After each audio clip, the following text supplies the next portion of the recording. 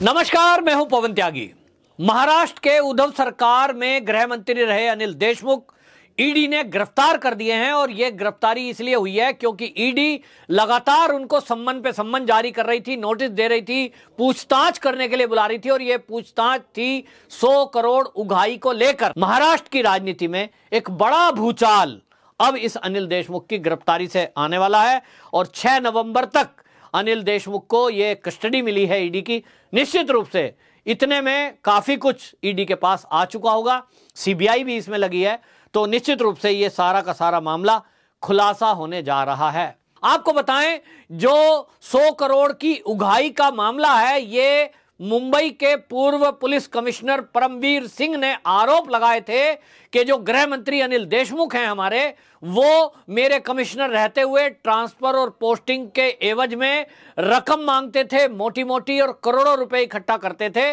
100 करोड़ रुपए per month का उगाही का टारगेट दिया गया था। बाकायदा वो सूची पुलिस वालों को सौंपी गई थी, कहां कहां से पैसे इकट्ठे करने हैं, और इसके सबूत भी दिए गए थे। मामला सीबीआई को दिया गया था।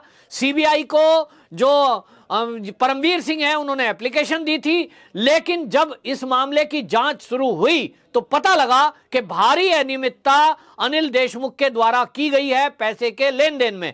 और आपको बताएं, इस पैसे के लेन देन को देखते हुए यह प्रारंभिक जांच में देखा गया कि ऑर्केस्ट्रा और बार से लगभग 4.5 करोड़ रुपया ये पैसे दिए हैं, उसके गवाह इनको मिले।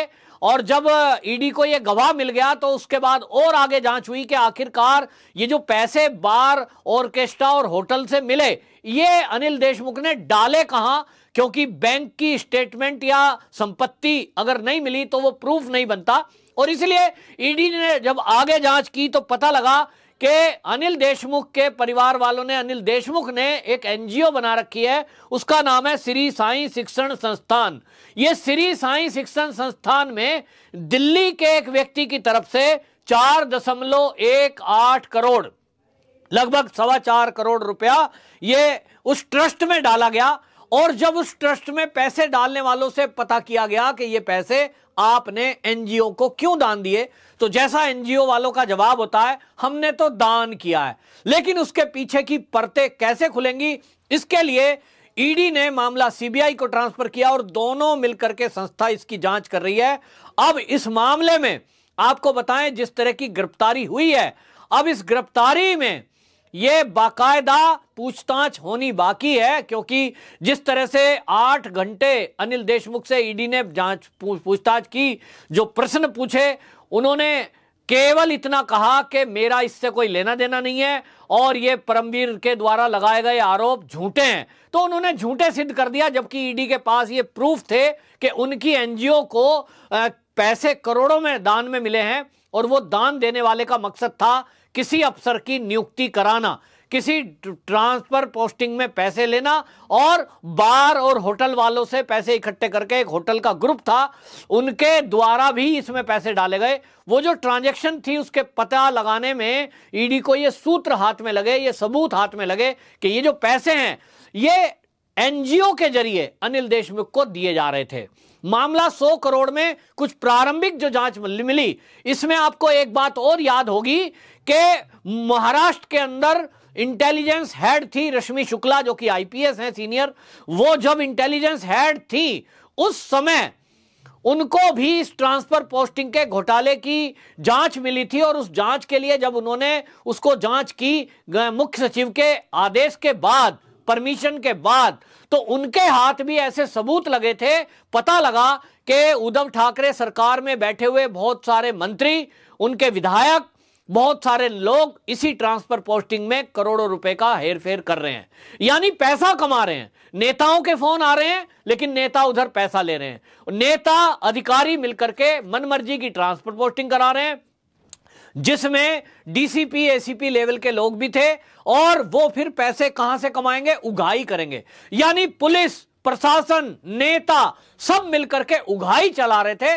और रश्मि शुक्ला ने यह सारी रिपोर्ट मुख्य सचिव को सौंपी डीजीपी के जरिए।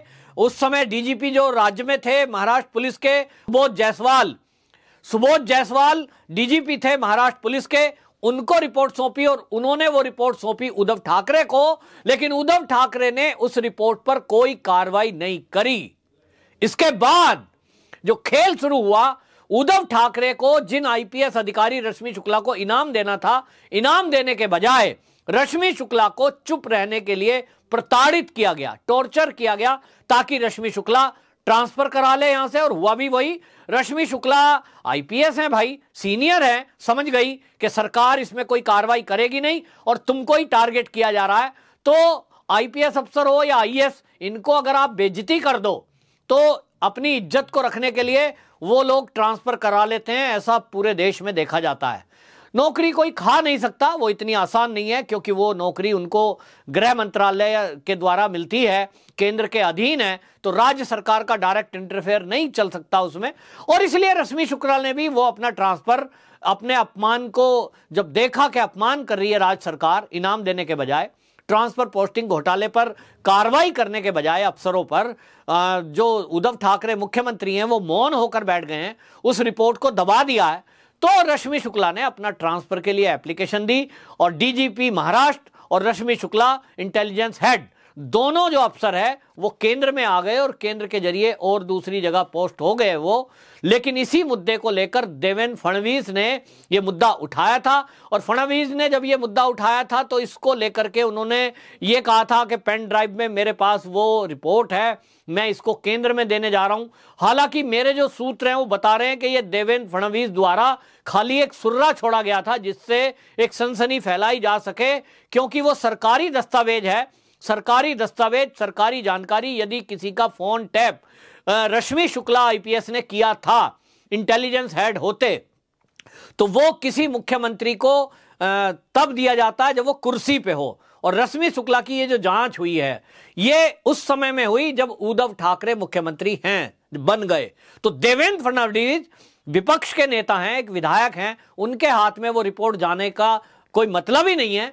लेकिन उन्होंने केवल ये इसलिए किया ताकि अब उसके बाद क्या हरकत होंगी उन लोगों पर नजर थी। ऐसे फोन रिकॉर्ड्स किए जा रहे थे केंद्र के द्वारा, ये निगरानी रखी जा रही थी, यानी एक स्क्रिप्ट लिखी गई थी पूरी तरह, जिसमें यह देखना था, सबूत जुटाना था कि जिन लोगों के ऊपर शक है, जिन लोगों के नाम इस पेन ड्राइव में हैं, वॉइस है, वो अब करते क्या हैं। और जैसा होता है कि अपराधी हड़बड़ी में कुछ ना कुछ करता है, तो किया, मुझे बचाओ, मुझे ये हुआ, इधर उधर से फोन हुए, और वो ही सबूत बना गृह मंत्रालय के पास, जो सीबीआई आज कार्रवाई कर रही है। मैंने ये बहुत बड़ा खुलासा किया है कि सीबीआई के पास जो ये प्रूफ आए हैं, जो सीबीआई जुटाना चाहती थी, वो चीजें उसको तब मिली जब देवेंद्र फडणवीस ने ये मुद्दा उठाया, केंद्र में गए, एप्लीकेशन दी, और ये मुद्दे का पेन ड्राइव का बहाना करके वो जो मिले थे, उसके बाद ये सारे प्रूफ बने हैं। और इसके बाद आप देखिए उद्धव ठाकरे बौखलाए और उन्होंने यहां तक कर दिया कि रश्मि शुक्ला के खिलाफ एक रिपोर्ट दर्ज कर दी कि एक आईपीएस बिना अनुमति के कैसे फोन टैप कर सकती है। इस पे कांग्रेस ने, एनसीपी ने, उद्धव ठाकरे, शिवसेना ने खूब हल्ला मचाया, लेकिन वो नहीं जानते थे कि सारा काम लीगली तौर पे किया गया है। रश्मि शुक्ला जो कि आईपीएस इंटेलिजेंस हैं, वो जब थी, इंटेलिजेंस हेड को परमिशन चाहिए होती है फोन टैप के लिए किसी की भी, वो डीजीपी से लेंगी, क्योंकि डीजीपी उनके हेड होते हैं, और डीजीपी को चाहिए मुख्य सचिव से, मुख्य सचिव उसके लिए बात करेगा होम मिनिस्ट्री में।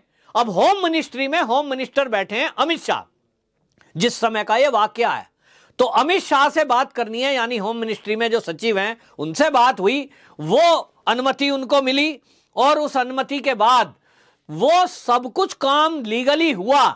लेकिन शिवसेना ने तो रश्मि शुक्ला को नोटिस दे दिया, और जो सुबोध जायसवाल है उनको नोटिस दे दिया, हमें बताओ तुमने कैसे बात लीक की। अब उन्होंने तो की ही नहीं थी लीक, ये तो केवल एक व्यक्ति है, एक नेता है, वो कुछ भी बयान दे रहा है, तो इसको लेकर के आप किसी को घेर नहीं सकते।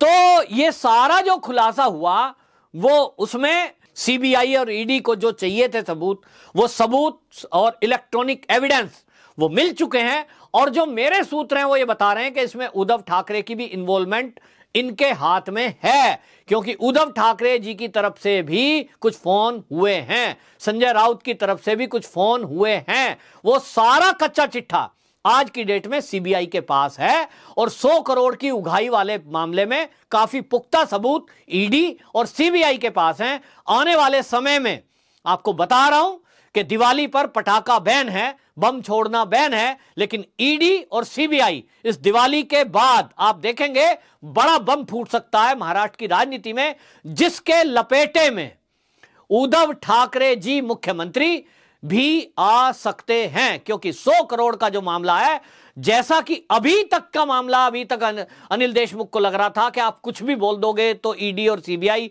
उसी सबूत को मान लेगी, उसी बयान को मान लेगी। ऐसा नहीं है। अभी एक बम जो कि बिल्कुल सेफ रखा है और वो है परमवीर सिंह, पूर्व कमिश्नर मुंबई। वो मौके की तलाश में है, मौके पे फूटेंगे और जब वो फूटेंगे तो महाराष्ट्र की सरकार तहस नहस होने वाली है। क्योंकि उनके पास वो एविडेंस हैं, वो सबूत हैं जो ये सिद्ध करेंगे कि महाराष्ट्र की राजनीति में मुख्यमंत्री से लेकर गृह मंत्री तक, गृह मंत्री से लेकर विधायक और सांसद तक, सब के सब इस 100 करोड़ की उगाही में इन्वॉल्व हैं। ऐसा ये सूत्रों का कहना है कि ये जानकारियां परमवीर सिंह के पास हैं और इसीलिए वो अपनी जान बचाने के लिए और अपने को सुरक्षित करने के लिए, इन सबूतों को सुरक्षित करने के लिए वो यहां से गायब हो गए हैं। जैसा कि अभी मैं नहीं जानता, लेकिन कांग्रेस के लीडर ने खुलासा किया कि वो विदेश में, बेल्जियम में चले गए हैं। तो अब वो संजय निरुपम का बयान है, लेकिन सूत्र भी यही बताते हैं कि वो सेफ जगह में हैं जहां इनमें से कोई नहीं पहुंच सकता। और जिस दिन सीबीआई को जरूरत पड़ेगी, ये मौका आएगा, थोड़े दिन इंतजार करिए, वो विस्फोट सबूत के साथ फूटेगा। तो ये सब लोग जिन्होंने इस 100 करोड़ रुपया महीना, सोचिए आप, तो एक साल में कितना हो गया, 1.5 साल में कितना हो गया, अरबों खरबों रुपया ये इस तरह का गोरख धंधे से किया गया है। अब इसमें कौन कौन है, ये जांच हो रही है। निश्चित रूप से सब लोग जेल में जाएंगे जो अभी तक ये सोच रहे थे। अनिल देशमुख जी भी सोच रहे होंगे, मैं तो गृह मंत्री रहा हूं, मैं कैसे जेल में जाऊंगा, 5 बार नोटिस इग्नोर किया। लेकिन जब सीबीआई साथ में लग गई तो वो पाताल से भी निकाल के लाने में सक्षम है। आज केंद्र में मोदी सरकार है, कितनी भी बड़ी किसी की कोई पहुंच क्यों ना हो, सब आज कानून के दायरे में आ रहे हैं और एक एक करके जेल में जाएंगे। तो अनिल देशमुख अगर जेल में जाएंगे, अनिल देशमुख की गद्दी यदि गई है क्योंकि उनको इस्तीफा देना पड़ा, तो निश्चित रूप से एनसीबी में बाकी लीडरों ने जिन्होंने मलाई खाई है वो रहने उनको भी नहीं देंगे। ऐसा अनिल देशमुख के सूत्र जो उनके निकट के लोग हैं उन्होंने ये जानकारी दी है। तो निश्चित रूप से महाराष्ट्र की राजनीति में एक बड़ा भूचाल अब इस अनिल देशमुख की गिरफ्तारी से आने वाला है और 6 नवंबर तक अनिल देशमुख को ये कस्टडी मिली है ईडी की। निश्चित रूप से इतने में काफी कुछ ईडी के पास आ चुका होगा, सीबीआई भी इसमें लगी है। तो निश्चित रूप से ये सारा का सारा मामला खुलासा होने जा रहा है। वंदे मातरम।